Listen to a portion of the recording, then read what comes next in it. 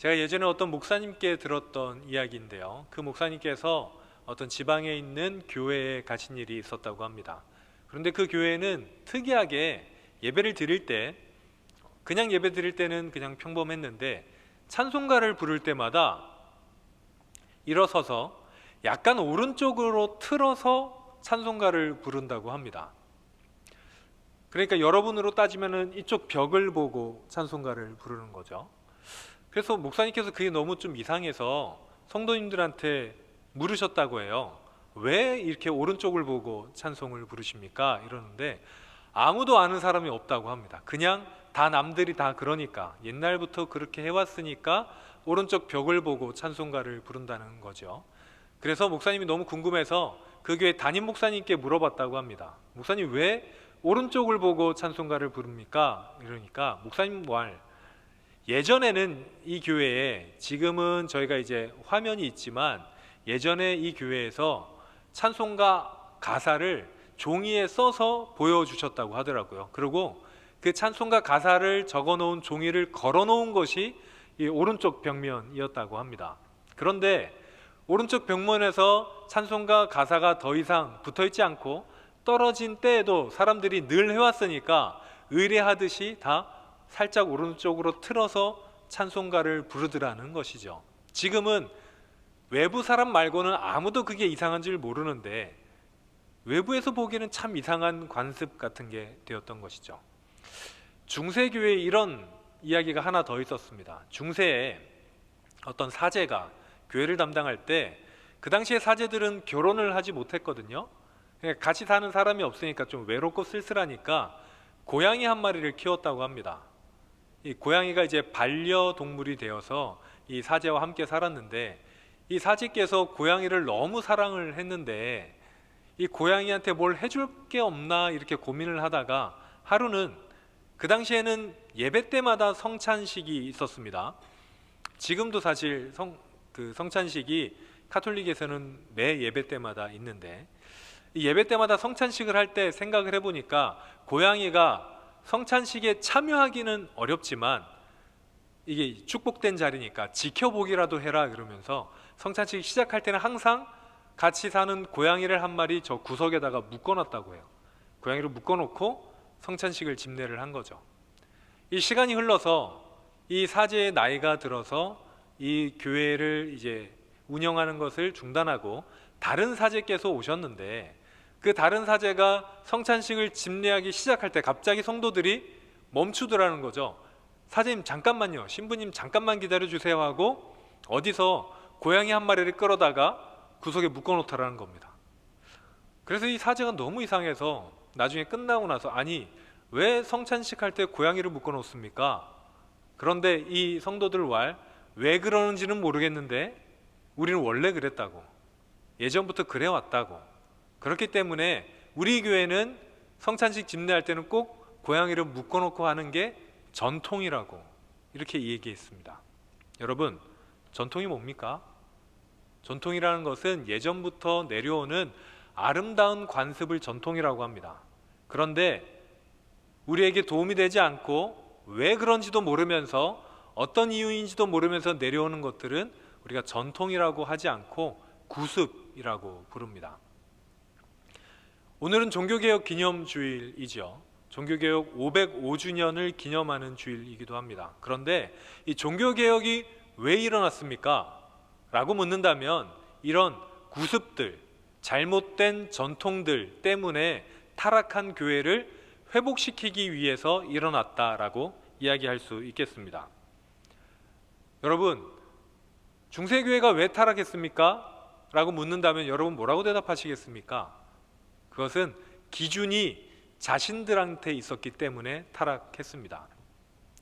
기준이, 옳고 그른 것의 기준이 본인들이 행하던 대로, 전통대로 우리가 원래 하던 것이 옳다라고 생각했고, 올바른 것에 기준을 두지 못했기 때문에 교회가 타락하기 시작했습니다. 그러면 올바른 기준은 어디 있습니까? 올바른 기준이 무엇입니까? 바로 성경입니다. 제가 예전에 저희 청년부에서 세미나 할 때 잠깐 이야기를 했지만, 우리 교회, 개신교에 대한 우리 종교개혁의 후예들인 우리 교회에 대한 잘못된 이해들이 가끔 있습니다. 그 중에 대표적인 것이 뭐냐면 천주교는 큰형님이고 우리는 동생이다 라고 생각을 하는 경우, 그러니까 원래는 천주교가 주류이고 우리는 거기에서 파생된 튕겨져 나온 비주류다 라는 생각을 하는 사람들이 가끔 눈에 보입니다. 그럴 때마다 저는 굉장히 안타까운 마음이 듭니다. 왜냐하면 우리야말로 전통을 지키는, 올바른 전통을 지키는 정통교회이기 때문입니다. 아까 말씀드렸듯이 종교개혁은 타락한 교회를 다시 개혁하기 위한 운동이었습니다. 그러니까 그 당시 교회, 16세기의 교회가 얼마나 타락했는지 이루 말로 하지 못할 정도로 타락해 있었는데, 잘못돼 가는 그 교회를 정상적으로 회복한, 그러니까 우리야말로 초대교회의 후손들입니다. 그러니까 어디 가셔서 당당하게 외치시면 됩니다. 우리야말로 정말 교회다, 우리야말로 정통교회다 라고 이야기하시면 되겠습니다. 그런데 이 개혁자들의 과제가 하나 있었습니다. 과제가 무엇이었냐면 하나님 앞에 어떻게 하면 올바른 교회가 될 수 있겠느냐 라는 문제였습니다. 그 전에 교회들이 타락했으니까, 하나님 앞에서 뭔가 틀린 방향으로 갔으니까 그것을 다시 회복하는 것이 이 개혁자들의 과제였습니다. 하나님 앞에서 올바른 교회, 하나님 앞에 올바른 신앙을 회복하는 것이 이들의 지상과제였습니다. 그렇다면 어떻게 회복하겠습니까? 어떻게 하나님 앞에 올바른 신앙생활이 가능하겠습니까? 그 시작이 성경이었습니다. 오늘 설교의 제목이 솔라 스크립투라라는 제목이죠. 그리고 괄호 열고 제가 뭐라고 해석을 해놓았냐면 오직 성경이라고 해석을 놓았습니다. 여러분, 이것은 종교개혁자들이 주장한 3대 강령 중에서도 가장 중요한 첫 번째 강령입니다. 오직 성경. 왜 그랬겠습니까? 오직 성경으로만이 하나님 앞에 올바른 교회, 하나님 앞에서 올바른 신앙이 가능하게 했기 때문입니다. 오늘 본문에 보시면, 오늘 본문은 하나님의 의에 대해서 이야기합니다. 여기서 의라고 번역된 단어가 사실 제대로 된 번역을 하자면 정의, 공의라기보다는 하나님과의 관계에 대한 이야기입니다. 성경에서 특히 이 단어에서 의라고, 하나님의 의라고 할 때 이것은요, 우리 기준으로 올바른 삶을 살고 윤리적으로 올바른 삶을 사는 것이 아니라, 우리의 기준으로 정의를 지키는 것이 아니라 하나님의 기준에 합당한가 아닌가, 우리 인간이 하나님의 관계가 아름다운가 아름답지 않은가에 달려있는 문제입니다. 그런 단어입니다. 그래서 하나님과 관계가 깨어져 있다면 우리는 불의하고, 하나님과 관계가 올바르다면 우리는 의로운 사람이 됩니다. 본문에 따르면 하나님의 의가 하나님의 관계를 올바르게 하는 것이 어디에서 나타난다고 합니까? 복음에서 나타난다고 이야기합니다. 복음은, 하나님의 의가 나타나는 복음은 우리를 하나님과 가깝게 만드는 길입니다. 복음은 우리의 기준을 변화시켜서 하나님의 기준으로 변화시키는 방법입니다. 그래서 우리가 우리의 기준에서 하나님의 기준으로 옮아가게 하는, 닮아가게 하는 길입니다. 그렇다면 여러분, 복음이 무엇입니까? 복음이 바로 말씀입니다. 복된 소식, 하나님의 음성, 그것이 어디에 있습니까? 성경에 있습니다. 그래서 종교개혁자들은 성경을 번역하기 시작했습니다. 그 전까지는 성경을 번역하지 못했습니다. 성경을 번역하려고 시도했던 많은 사람들이 화형당해 죽었기 때문이죠. 원래 성경은 헬라어와 히브리어로 기록이 돼 있었죠. 그러다가 제롬이라는 사람에 의해서 라틴어로 번역되게 됩니다. 그것을 우리는 불가타라는 성경으로 기억하는데, 이 불가타 성경이 중세 1000년 동안 이어져 내려오게 됩니다. 그러면서 이게 하나의 관습이 되었던 것이죠. 예배당 구석에 묶어놓았던 고양이처럼 성경은 라틴어로 읽어야 된다는 것이 하나의 관습이 됐습니다. 그리고 이제는 자신의 언어로 성경을 읽지 못하고 라틴어로 된 성경만 가지고 있게 되었었습니다. 종교개혁자들이 보니까 이것이 잘못되었었습니다. 아무리 우리가 1000년 동안 이어져 내려온 관습이라고 하더라도 라틴어로만 성경을 읽는다는 것은 완전히 잘못된 이야기였습니다. 왜냐하면 그 당시 사람들은 라틴어를 읽지도 못하고 말하지도 못했기 때문이죠. 하나님의 말씀과는 전혀 상관없는 신앙생활을 하던 때였습니다. 그래서 대표적으로 루터가 성경을 독일어로 번역하기 시작합니다. 유명한 구월 성경이라는 성경인데요, 성경을 번역하면서 루터가 하고자 했던 것은 성경을 성도들에게 읽게 하기 시작했습니다. 또 츠빙글리라는 사람도 성경을 번역하기 시작합니다. 우리가 개혁교회의 후손인데 정확하게 따지자면 츠빙글리라는 사람, 스위스 종교개혁의 후손이라고 할 수 있거든요. 장로교회니까요. 이 츠빙글리가 성경을 번역하기 시작합니다. 성경을 번역하고요, 그 성경을 매일 교회에서 낭독하기 시작했습니다. 매일 저녁 사람들이 모여서 그 성경을 듣기 시작했습니다.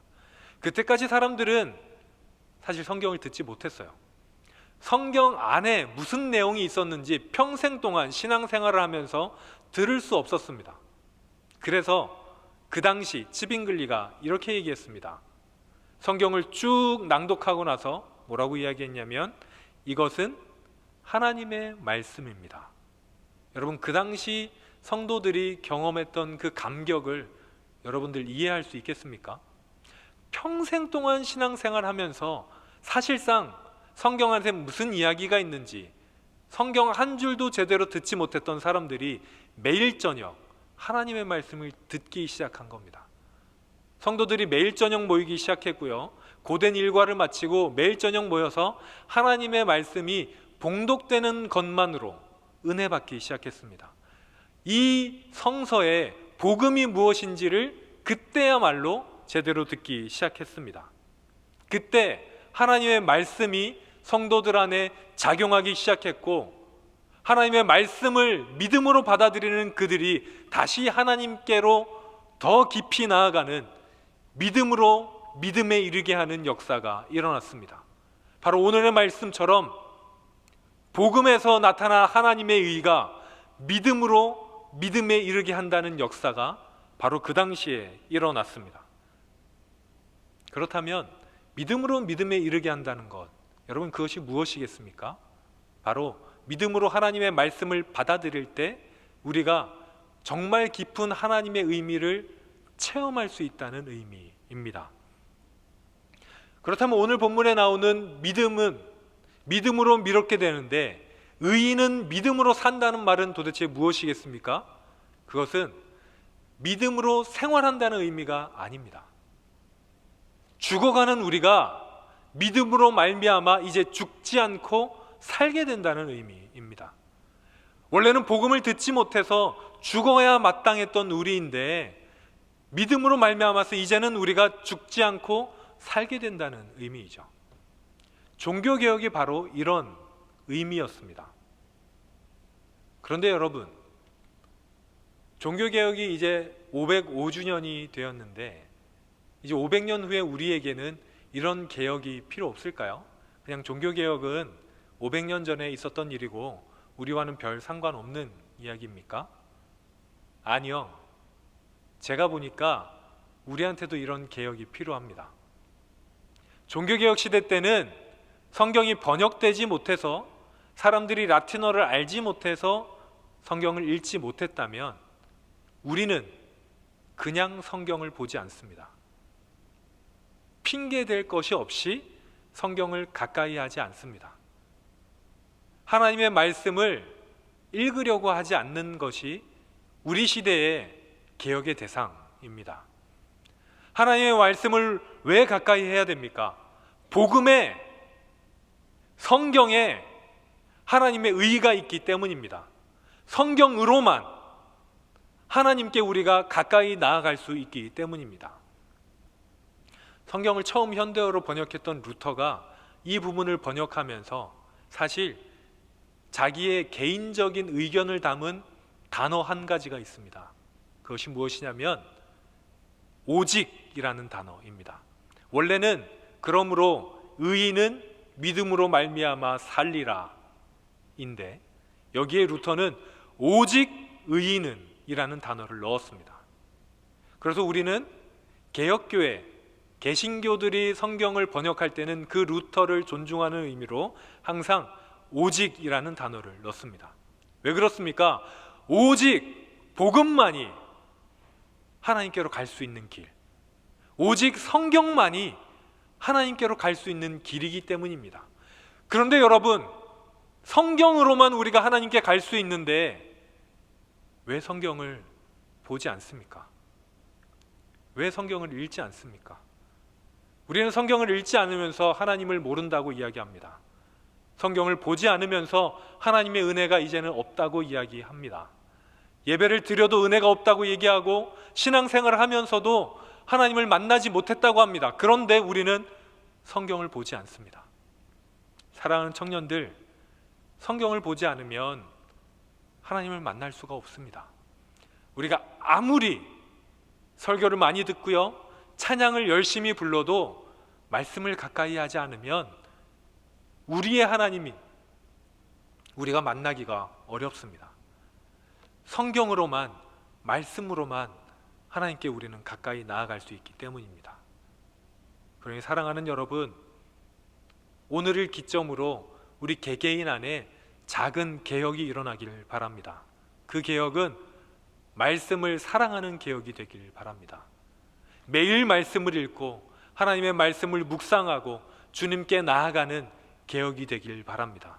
그래서 그 말씀을 통해서 여러분의 믿음이 다시 믿음으로 회복되는 역사가 일어나고, 종교개혁자들이 이야기한 것처럼 오직 의인은 믿음으로 말미암아 죽지 않고 살아나게 되는, 구원받게 되는, 하나님을 만나게 되는, 주님을 경험하게 되는 역사가 오늘 이 자리에 있는 모든 하나님의 사람들에게 있기를 진심으로 바랍니다.